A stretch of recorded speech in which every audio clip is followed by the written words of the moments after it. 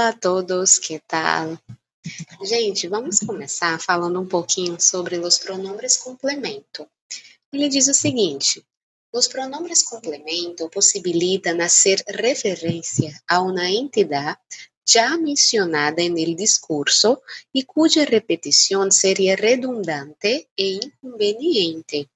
Então, muitas pessoas acreditam que os pronomes complemento, eles serviriam, no caso, para complementar algo ou alguma coisa, quando, na verdade, eles servem para evitar repetições de algo que já foi mencionado anteriormente. E eles se dividem em dois grupos. Existem os pronombres complemento directo e nos pronombres complemento indirecto. Então, falando sobre o primeiro grupo, se refieren a objetos, denominações de seres vivos e de coisas. São eles me, te, lo, lá, nos, os, los ou las. E aí ele traz um exemplo. Javier me vio en el teatro.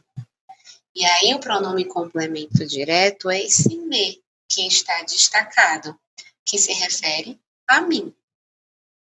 O segundo grupo, os pronombres complemento indirecto, diz o seguinte: se refieren a seres vivos, me, te, le, les, se, nos, os. E se refieren a coisas, le e les.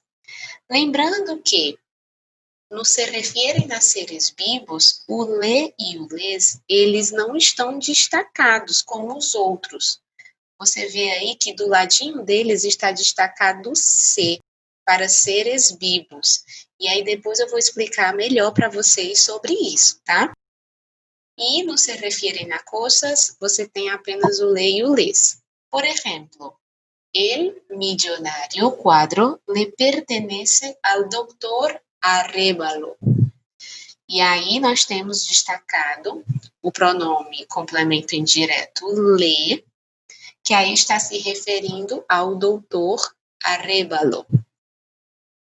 Continuando, ele traz uma tabela aqui com os pronomes complemento, se baseando pelos pronomes pessoais. Então, na primeira coluna você tem os pronomes personales e nas duas outras colunas você tem os complemento directo e complemento indirecto. Vejam, se você fizer uma comparação entre os dois complementos, tanto direto como indireto, vocês estão vendo que a maioria das pessoas se repetem. Então, por exemplo, a primeira pessoa do singular, o yo, a segunda pessoa do singular, o tu, a primeira pessoa do plural, nosotros ou nosotras, e a segunda pessoa do plural, vosotros ou vosotras. Todos eles se repetem. A diferença existe na terceira pessoa, do singular e do plural. Vejamos aqui alguns exemplos. Enrique te comentou la notícia? Sí, ayer me la comentou. E aí você sempre tem, primeiro, o complemento indireto, seguido do complemento direto. Então, como sempre, primeiro vai vir um indireto, para depois vir o direto. Então, esse primeiro me, que se refere a mim, ele é pronome complemento indireto, mesmo o me existindo nos dois complementos, tanto no direto como no indireto, tá? Então, como vem primeiro, é o indireto. Seguido dele, vem o pronome complemento direto, o lá. E aí, o lá está se referindo à notícia. La notícia. No segundo exemplo, você tem: ¿no recibiste los lápices? Voy a pedirle a Julián que te los deje en tu mesa. Então, da mesma maneira como eu falei para vocês no exemplo anterior, sempre que você tem aí os dois pronomes complementos, então sempre o primeiro vai ser o indireto e o segundo vai ser o direto. Veja que esse te, existe tanto no complemento direto como no indireto. Mas como ele está vindo em primeiro lugar, então ele é o complemento indireto. E esse te se refere a ti. O los que está vindo depois é o complemento direto. Então, esse los está se referindo aí a los lápices. Atenção, lembra daquilo que eu falei para vocês lá no comecinho? Sobre o lê, o les e o se?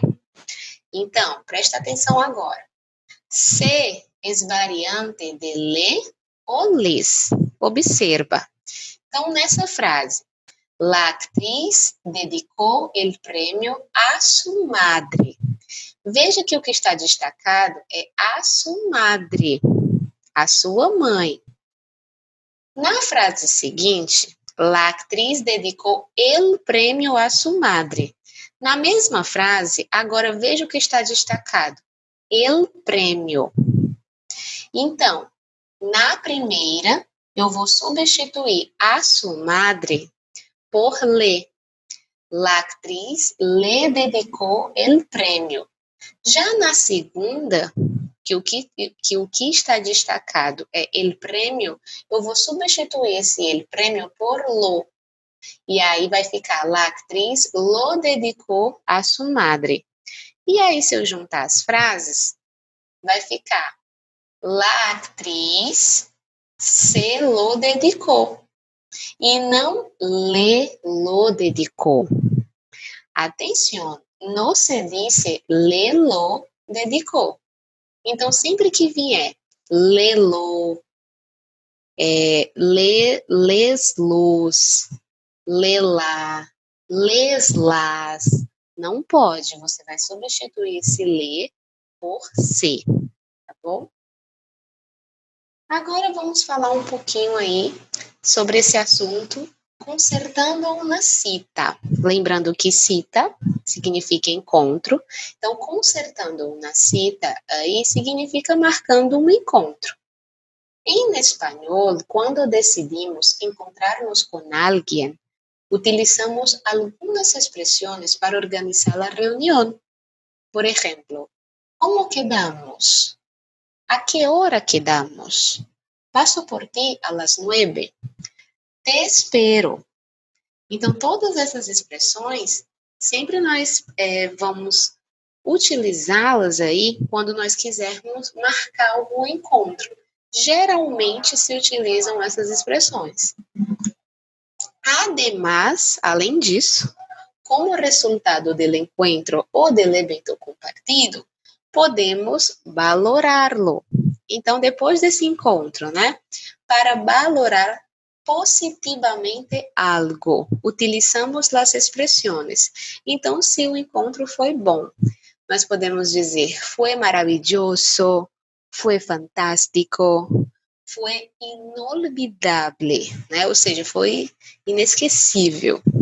Me gustou muito, me lo passei fenomenal, me encantou, sem igual ou sem palavras.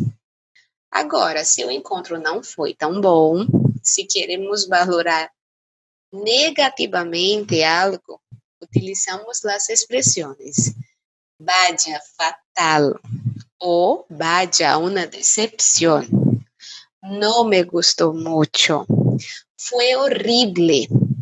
Fue terrible. Muy malo. E falando um pouquinho sobre las horas em espanhol, ele diz o seguinte para a gente. Em espanhol, se suele decir la hora mediante formas distintas. Então, nós temos aí algumas maneiras para falar as horas em espanhol.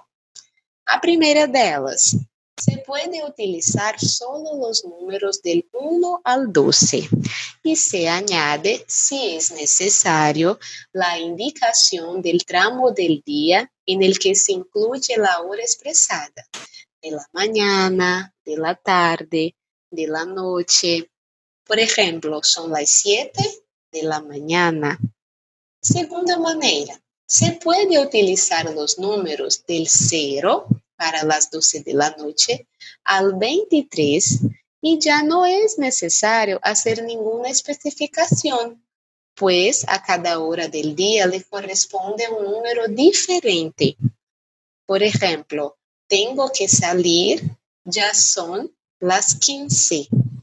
Então, quando ele fala las 15, nós já sabemos que se refere às 3 horas da tarde. Então, já especifica. Não é como falar, já são las 3, e aí a gente fica sem saber se são 3 de la manhã, se são las 3 de la tarde, não se sabe. Terceiro, para los minutos, hasta el 30, se añaden los minutos a las horas.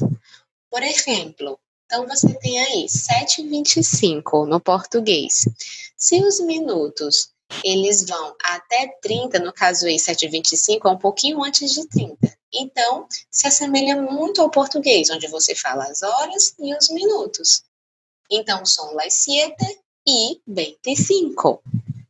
Agora, para los minutos passados de 30, se los restan de la próxima hora.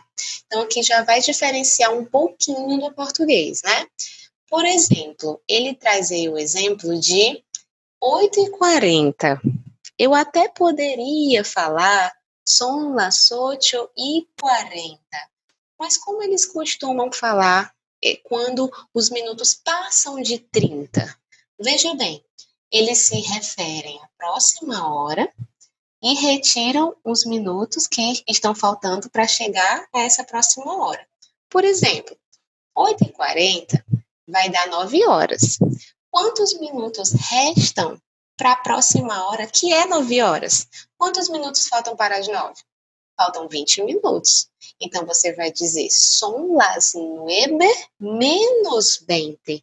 Você fala a hora seguinte e depois diminui aí os minutos, né? Então, por isso fica son las 9:20, porque faltam 20 minutos para as 9.